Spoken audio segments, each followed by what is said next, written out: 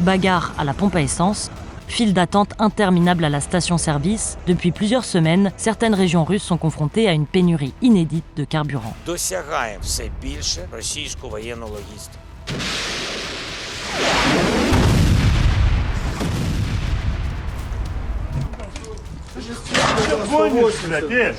Да ты что делаешь? La guerre se déplace désormais sur le territoire russe et même Vladimir Poutine est bien obligé de le reconnaître. Мы проходим через трудный этап. Многому нас научил, позволил почувствовать саму суть понятия гражданина России, осознать значимость истинного патриотизма. Pourtant, depuis le début de l'invasion en Ukraine, la communication du Kremlin est calculée au millimètre. Vladimir Poutine répète que tout est sous contrôle, que la population russe est en sécurité, sauf que depuis quelques mois, la situation a changé. Не терористично ми повертаємо реальність війни в Росію і робимо максимально складним продовження окупації нашої землі. Pendant un long moment, pendant les premières années de la guerre, la population russe pouvait vivre à l'écart de cette guerre et faire semblant de ne pas l'apercevoir, de ne pas la voir. Le Kremlin parle de l'opération militaire spéciale.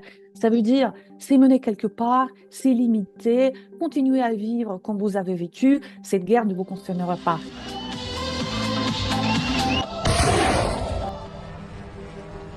Mais aujourd'hui, les drones ukrainiens sont en train de changer la donne. Si au début de la guerre, les drones bricolés dans l'urgence frappaient seulement à quelques mètres, rapidement, le drone est devenu le point stratégique de l'effort de guerre. Sur le front, dans les sous-sols des immeubles, depuis 4 ans, les Ukrainiens produisent massivement et perfectionnent leurs drones, au point d'en faire aujourd'hui une véritable industrie. Le nouveau drone FPV, c'est ce modèle qui fait peur à Poutine.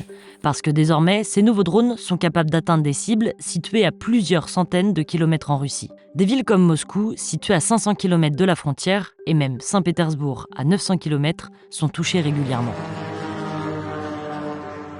Pas plus tard que mardi 7 juillet, ce sont 430 drones que l'Ukraine a envoyés en direction de Moscou. Les Ukrainiens ont pour cible les raffineries, les dépôts pétroliers et les usines militaires. La stratégie est simple, il n'est plus question de gagner du territoire, mais d'infliger à l'ennemi le plus de pertes possible.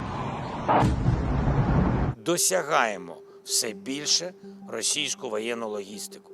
Також підтверджені ураження газових об'єктів в Оренбурзькому регіоні. Це понад 1200 кілометрів від фронту. Уражені і центри зв'язку російської армії, які стратегічно важливі для них і застосовуються в ударах проти України та в російських погрозах світу. En ciblant ces installations, l'Ukraine ralentit la capacité de la Russie à produire et distribuer du carburant. Premièrement, évidemment, les hydrocarbures, c'est le cœur de l'économie russe.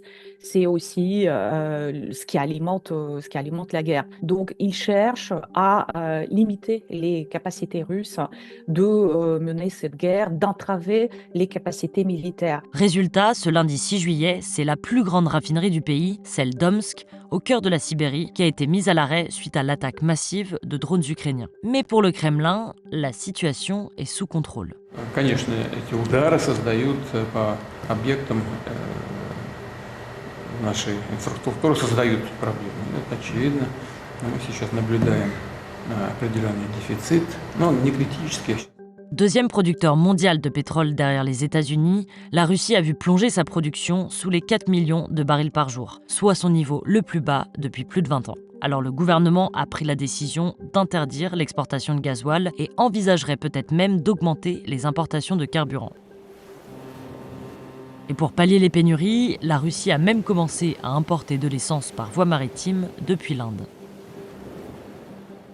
La deuxième chose, ils cherchent à frapper l'opinion publique, d'apporter cette guerre, en fait, de la rendre palpable pour chaque Russe, pour qu'il ne puisse plus vivre à l'écart de cette guerre, ce qui était le cas pendant les 2-3 premières années. Sur les réseaux sociaux, les Russes filment les files d'attente qui s'allongent de jour comme de nuit. Спасибо одному. Certaines stations essence sont à sec, le carburant devient petit à petit une ressource rare.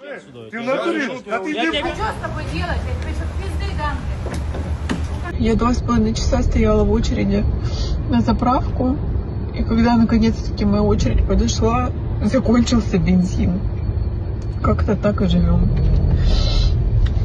Selon un décompte de l'agence France-Presse, près de 90% des régions russes ont connu un rationnement ou des pénuries de carburant depuis le mois de juin. Le 21 juin, la distribution de carburant a même été suspendue en Crimée. Но несмотря на то, что мы начали использовать запасы, в настоящий момент резервы бензина практически соответствуют уровню за аналогичный период прошлого года. Malgré un Vladimir Poutine qui se veut rassurant, face à la situation qui s'enlise, les Russes se montrent plus pessimistes quant à la situation économique de leur pays qu'à aucun autre moment au cours des 20 dernières années. Le vrai tournant, c'est que la situation devient extrêmement difficile pour toutes les populations qui habitent la Fédération de Russie. Il y a beaucoup de pauvreté. La majorité des personnes en Fédération de Russie vivent moins bien aujourd'hui qu'il y a 4 ans et demi. Ils ont de plus en plus de difficultés à voyager à l'intérieur du pays parce que tout est devenu plus cher, les trains, les bus. Parce que les routes, à l'exception des routes militaires, ne sont plus réparées comme avant. La population russe est laissée face à elle-même. Son argent est mobilisé presque uniquement pour l'effort de guerre, les provinces russes ont un budget de plus en plus réduit et les services publics fonctionnent de moins en moins bien. Le drame vraiment pour les gens, c'est l'absence de perspective, l'insécurité, parce qu'ils ne comprennent pas quand cette guerre va s'arrêter et quand ils retourneront à une vie à peu près normale. Même loin du front, comme dans la ville de Kronstadt, située à plus de 900 km de la frontière ukrainienne, on se dote d'abris antiaériens. Нам уже надо привыкнуть к тому, что это может случиться, в принципе, везде, да, ну, скажем. Pénurie d'essence, drones dans le ciel, panne d'électricité, les Russes encaissent les conséquences de la guerre et un mécontentement monte au sein de la population. Очень плохо. Хочется скорее мира и чтобы такого не было. Страшно.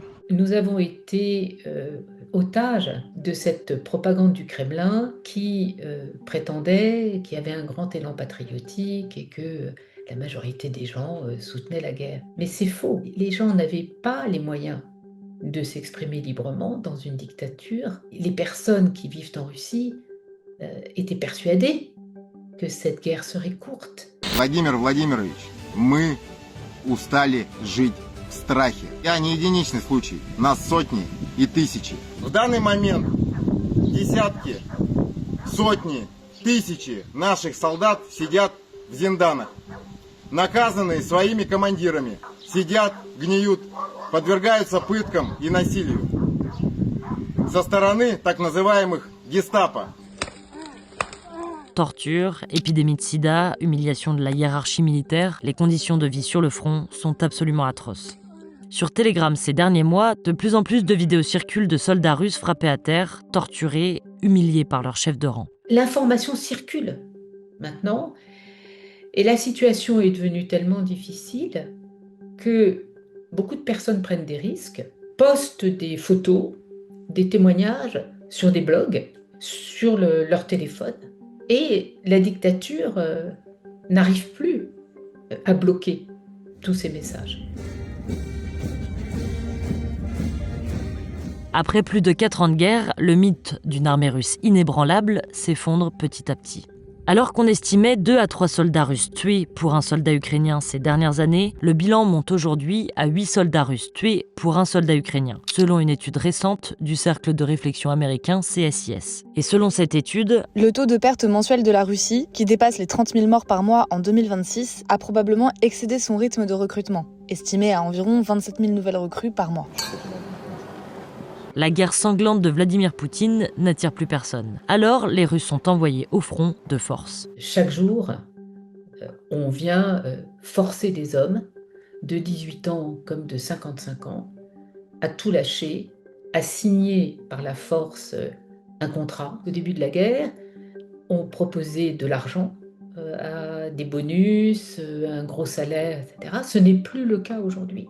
À mon avis, l'armée sait qu'elle ne pourra plus recruter comme avant et qu'elle n'aura pas, dans les semaines qui viennent, les quelques centaines de milliers de soldats dont elle a absolument besoin si elle souhaite continuer l'occupation dans les territoires déjà occupés. Если в ближайшее время я не приеду в Кремль и не выступлю в прямом эфире рядом с вами армия развернет свое оружие против Кремля. La vidéo d'Alexandre Lunine, il n'y en a qu'une, ce n'est pas un phénomène de masse. Il y en aura très probablement d'autres, mais je ne crois pas que cela va annoncer un moment de rupture, un moment charnière à partir duquel on va avoir des mutineries dans les tranchées. Les soldats qui critiquent la guerre connaissent les conséquences. Depuis sa prise de parole, Alexander Lunine a été placé en détention administrative. Et selon le média allemand Deutsche Welle, la police russe a perquisitionné son domicile. Du matériel informatique et des clés USB ont notamment été saisies. Il faut être extrêmement pragmatique et comprendre comment on vit tous les jours dans cette dictature en guerre. Le pouvoir reste un pouvoir tyrannique, brutal, répressif. Il est impossible pour des militaires comme pour des civils d'être en résistance très active sans être lourdement réprimé et condamné. Un déserteur de l'armée russe, il est fusillé. Même du côté du Parlement russe, la guerre ne fait plus l'unanimité. Le député du Parti communiste Renat Souleimanov a appelé à mettre fin au plus vite à l'opération spéciale en Ukraine. Car selon lui, l'économie russe ne survivra pas à la guerre si celle-ci se prolonge. Un député du Parti communiste qui s'exprime et qui dit les choses qui auraient pu être dites par un opposant libéral en exil, ça traduit quand même quelque chose, et surtout quand on pense aux élections parlementaires qui vont arriver au mois de septembre, du 19 au 20, même s'il faut parler des élections avec les gros guillemets, bien évidemment. Sa guerre remise en question, Vladimir Poutine est en ce moment l'objet de nombreuses obsessions. Est-il de plus en plus isolé? Que l'armée russe est-elle en train de perdre le contrôle? C'est une guerre psychologique qui se joue entre propagande et spéculation. Le régime poutinien paraît fébrile, alors les médias ukrainiens se frottent les mains. Récemment, un média ukrainien affirmait sur X qu'un des palais de Vladimir Poutine, situé au bord du lac Valdei, aurait été rasé par le président lui-même en vue de potentielles attaques de drones ukrainiens sur la zone. Il y a aussi cette image de son super yacht qui avait totalement disparu des systèmes de suivi depuis la fin de l'été 2022 et qui a été aperçu récemment en mer Baltique sous escorte militaire. Si certains anticipent sa chute, Vladimir Poutine garde le ton et rassure ses militaires. Неуверенность в действиях российских вооруженных сил. А то, что на фронте, они как за скобки выносят. Ну там же долбят ребята каждый день. Каждый божий день. И придем туда, куда нужно. Il faut comprendre que pour Vladimir Poutine, c'est une question de survie. Le jour où il lâche et où il dit « bon, bah oui, il va falloir négocier, et en effet, on n'aura pas gagné ce qu'on voulait gagner », il est fini. Le porte-parole du Kremlin, Dmitri Peskov, a assuré ce jeudi 9 juillet que l'intensification des frappes ukrainiennes contre la Russie ne fera que prolonger la guerre.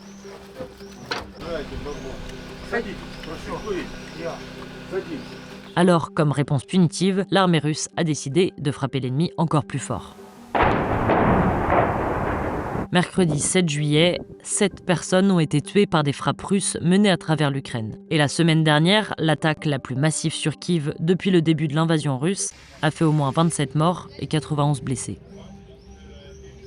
Évidemment, les deux pays s'épuisent. C'est une véritable guerre d'attrition. Au bout de 4 ans et demi de guerre, personne n'a gagné quoi que ce soit. Vladimir Poutine a été toujours incapable de dire à ses soldats, à ses populations, voilà le moment où je serai satisfait de cette guerre et où je l'arrêterai. Plus de 130 millions de personnes en Fédération de Russie vivent sans savoir ce qui va se passer demain. Et les gens commencent à comprendre que la guerre s'arrêtera quand l'Ukraine et les alliés occidentaux imposeront suffisamment de pression sur le pouvoir russe.